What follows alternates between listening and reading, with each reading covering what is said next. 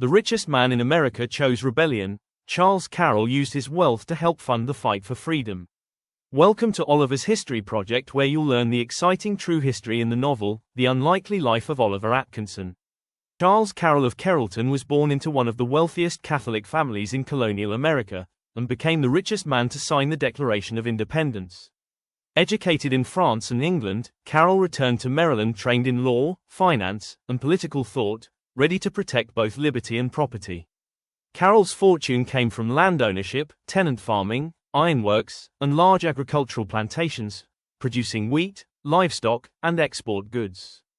His estates operated like businesses, farms, mills, enslaved labor, and trade networks, making Carroll both powerful and deeply invested in colonial stability. Despite religious discrimination against Catholics, Carroll emerged as a leading patriot, supporting resistance and writing against British authority. Carroll served in both continental congresses and signed the Declaration boldly, adding, of Carrollton, to ensure Britain knew exactly which Carroll had rebelled. After independence, Carroll helped shape Maryland and the new republic, serving as a U.S. Senator and supporting the Constitution. Charles Carroll lived to see the nation endure, dying in 1832 as the last surviving signer of the Declaration of Independence.